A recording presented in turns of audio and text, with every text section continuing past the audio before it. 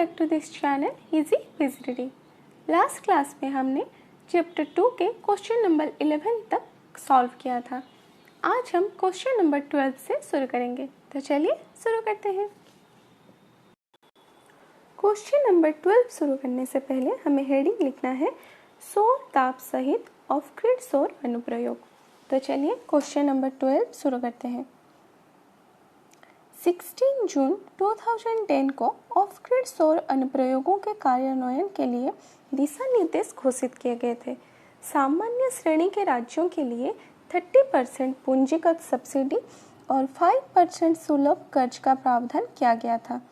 सौर फोटोवोल्टिक अनुप्रयोगों के मामले में विशेष श्रेणी के राज्यों में जैसे कि पूर्वोत्तर सिक्किम, जम्मू और कश्मीर, हिमाचल प्रदेश, उत्तराखंड और अंतर्राष्ट्रीय सीमावर्ती जिलों और द्वीपों को भी इस क्षेत्र की विशेष जरूरतों और सरकार की समग्र नीति को ध्यान में रखते हुए सरकार द्वारा संचालित परियोजनाओं के लिए बेंचमार्क लागत के अधिकतम 90% तक सीमित पूंजीगत सब्सिडी उपलब्ध है।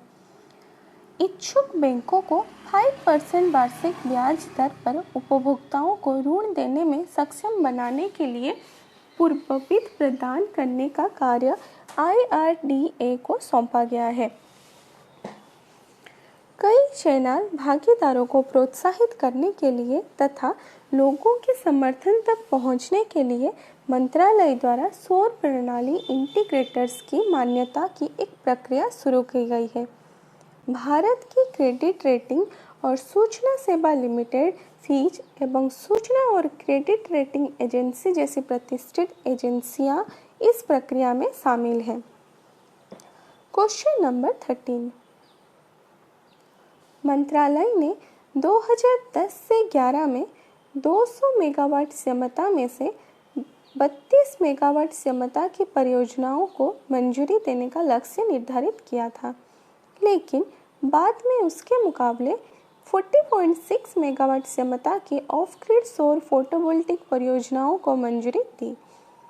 2011 से 12 के वर्ष के दौरान 68 मेगावाट को लक्ष्य रखते हुए 77.471 मेगावाट को स्वीकृत किया गया। 2012 से 13 वर्ष के दौरान 55 मेगावाट क्षमता की परियोजनाओं को मंजूरी दी जा चुकी है। इस प्रकार अब तक स्वीकृत कुल क्षमता 173 मेगावाट हो गई है। प्रथम चरण में सौर ताप संग्रह क्षेत्र के लिए 70 लाख के लक्ष्य की तुलना में लगभग 61.7 लाख वर्ग मीटर संग्रहित क्षेत्र स्थापित किया गया है। Question number 14। क्वेश्चन नंबर 14 लिखने से पहले हमें हेडिंग लिखना है ऑफ ग्रिड सौर फोटोवोल्टिक। चलिए क्वेश्चन नंबर 14 को शुरू करते हैं। 2012 से 13 के दौरान जवाहरलाल नेहरू राष्ट्रीय सौर मिशन की ऑफ ग्रिड सौर अनुप्रयोग योजना के तहत मंत्रालय ने 4.17 परियोजना लागत के 30% की सब्सिडी सभी राज्यों में विभिन्न लाभार्थियों को विभिन्न अनुप्रयोगों के लिए सौर लालटेन, होम लाइट, स्ट्रीट लाइट, पानी पंप और सौर चालित पावर प्लांट की स्थापना के लिए 81 रुपया प्रति वाट शिखर प्रदान करना जारी रखा। विशेष श्रेणी के राज्यों उत्तर पूर्वी क्षेत्रों जम्मू और कश्मीर, हिमाचल प्रदेश, उत्तराखंड, केंद्र शासित प्रदेशों और अंतर्राष्ट्रीय सीमाओं वाले जिलों में परियोजना लागत के 90% की सब्सिडी केंद्र और राज्य सरकार के मंत्रालयों, विभागों और उनके संगठनों, राज्य नोडल एजेंसियों और स्थानीय निकायों के लिए अधिकतम 243 रुपया प्रति वाट शिखर प्रदान किया गया था। मंत्रालय ने 31 दिसंबर 2012 तक लगभग 57 मेगावाट क्षमता परियोजनाओं को मंजूरी दे दी। इनमें नागालैंड और मणिपुर में सौर स्ट्रीट लाइट, झारखंड और मध्य प्रदेश के गांवों में मिनी ग्रिड संयंत्र, बिहार और हिमाचल प्रदेश में सौर लालटेन, जम्मू कश्मीर के विभिन्न कॉलेज और छात्रावास एवं छत्तीसगढ़ के जिलों और पुलिस स्टेशनों में सौर ऊर्जा संयंत्र, उत्तर प्रदेश के आजमगढ़ जिले के सभी ब्लॉक कार्यालयों में सौर ऊर्जा संयंत्र और आंध्र प्रदेश के बस डिपो में सौर ऊर्जा संयंत्र शामिल हैं। Question number 15। मंत्रालय ने नाबार्ड और क्षेत्रीय ग्रामीण बैंकों तथा वाणिज्यिक बैंकों के माध्यम से व्यक्तियों को सौर प्रकाश व्यवस्था और छोटी क्षमता वाली फोटोवोल्टिक सिस्टम की स्थापना के लिए सब्सिडी प्रदान करना जारी रखा। योजना के तहत नाबार्ड में बेंचमार्क लागत के 40% सब्सिडी बढ़ाई, जो क्षेत्रीय ग्रामीण बैंकों आरआरबी और वाणिज्यिक बैंकों का 10 वाट से 210 वाट तक मॉड्यूल क्षमता वाले सौर फोटोवोल्टिक सिस्टम की खरीदी के लिए 270 रुपया प्रति वाट शिखर से 108 रुपया प्रति वाट शिखर तक सीमित है। क्षेत्रीय ग्रामीण बैंकों यानी आरआरबी और अन्य वाणिज्यिक बैंकों ने सामान्य ब्याज दरों पर सिस्टम की शेष लागत के लिए ऋण दिया। लगभग 29 क्षेत्रीय ग्रामीण बैंक और 18 वाणिज्यिक bank of grid solar application program के वित्त पोषण के तहत उपभोक्ताओं को ऋण प्रदान कर रहे हैं और सोलर होम लाइटिंग सिस्टम और छोटी क्षमता वाले फोटोवोल्टिक सिस्टम के साथ सीधे सब्सिडी का वितरण कर रहे हैं। Question number 16। सौर फोटोवोल्टिक परियोजनाओं को आवश्यकताओं के आधारित बनाने के लिए मंत्रालय ने चैनल भागीदारी के रूप में पंजीकृत 176 सिस्टम इंटीग्रेटर्स और नवीकरणीय ऊर्जा सेवा प्रदाता कंपनियों को विशेष फोटोवोल्टिक क्षमता नियत किया है। इन चैनल भागीदारों ने योजना तक पहुंचने के लिए एक प्रणाली के माध्यम से रेटिंग एजेंसियों द्वारा खुद को मान्यता प्रदान करवा लिया है। एसपीवी ऑफ ग्रिड और विकेंद्रीकृत सौर अनुप्रयोग कार्यक्रम के तहत मंत्रालय ने लगभग 57 प्रणालियों को मंजूरी दी है। 2012 से 13 के दौरान स्वीकृत कुछ प्रमुख परियोजनाएं इस प्रकार के हैं। नंबर 1, केरल में अलग अलग घरों के लिए 10,000 सौर ऊर्जा पैक।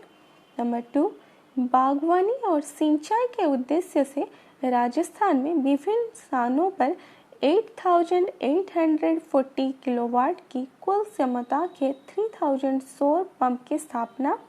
और नंबर 3, विभिन्न संगठनों जैसे कि सरकारी संस्थान, उद्योग, शैक्षणिक संस्थान, अनुसूचित जाति या अनुसूचित जनजाति के छात्रावास और व्यक्ति आदि के लिए स्टैंड एलोन पावर प्लांट की स्थापना, जिसमें लगभग 4.53 मेगावाट को संचय क्षमता हो। Question number 17। क्वेश्चन नंबर 17 लिखने से पहले हमें हेडिंग लिखना है सौर जल तापन प्रणाली। तो चलिए क्वेश्चन नंबर 17 को शुरू करते हैं।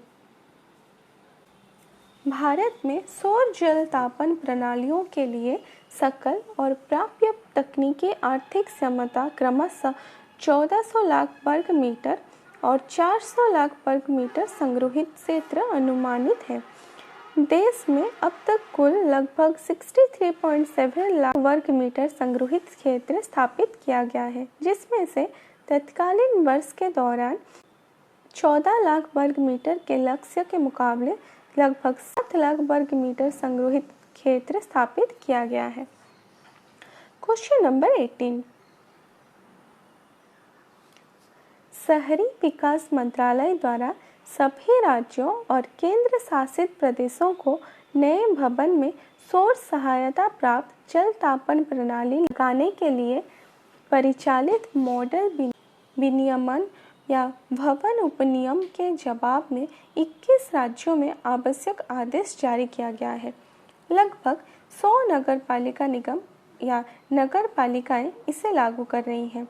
नगर निगमों को उन आवासों या भवनों के लिए निश्चित कर में छूट प्रदान करने के लिए प्रोत्साहित किया जा रहा है, जहां सौर जल तापन प्रणाली स्थापित की गई है।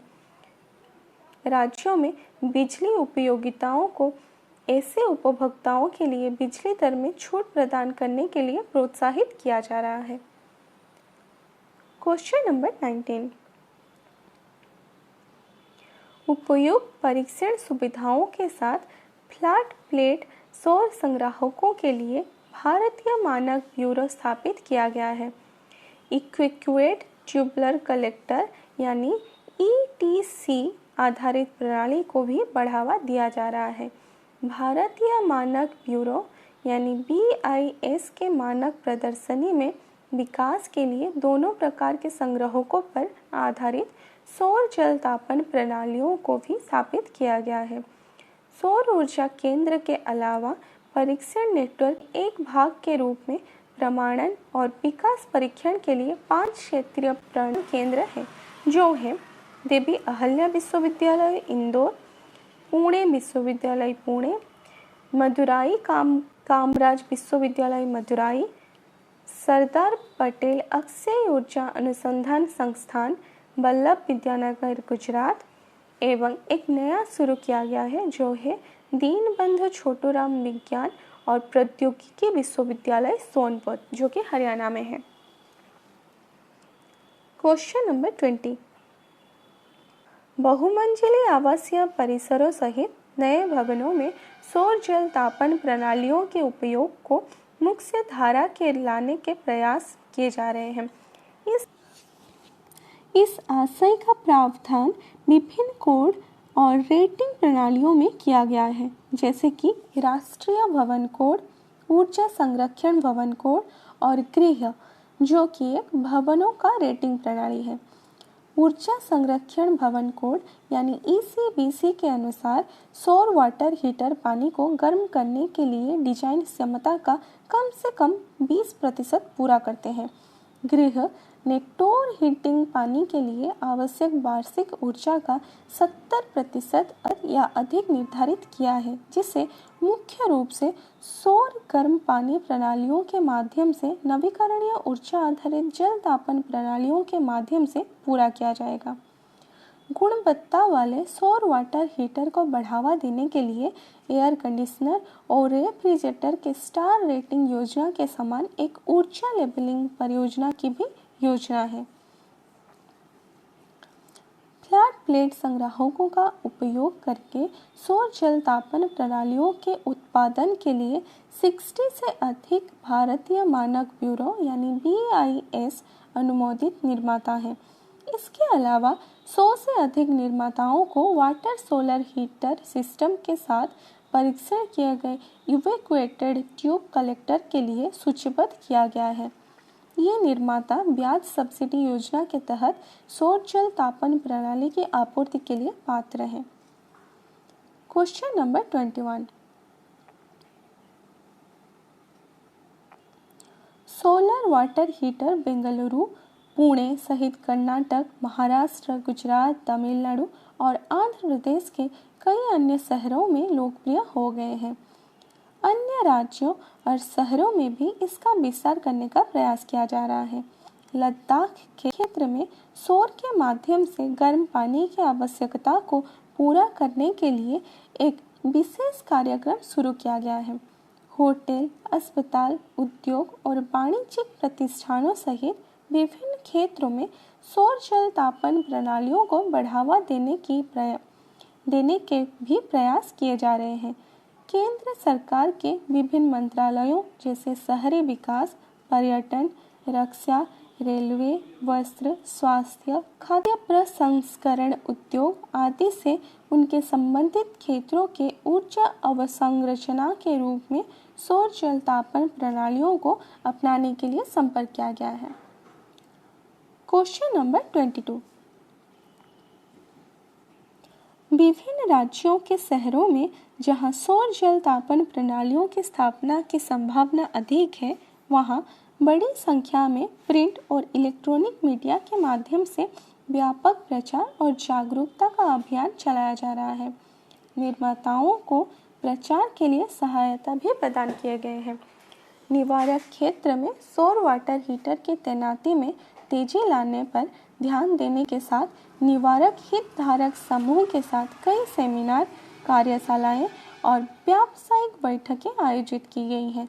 इस वर्ष के दौरान दिल्ली, बेंगलुरु, गुड़गांव, श्रीनगर, मुंबई और पुणे में विभिन्न हितधारकों, बिल्डर्स, डेवलपर्स, हाउसिंग बोर्ड, विकास प्राधिकरणों, निर्माताओं और बैंकों में के लिए सेमिनार आयोजित किए गए हैं। तो चलिए आज इतना ही करते हैं। नेक्स्ट क्लास में हम क्वेश्चन नंबर 23 से शुरू करेंगे। तो तब तक के लिए बाय बाय। Thank you.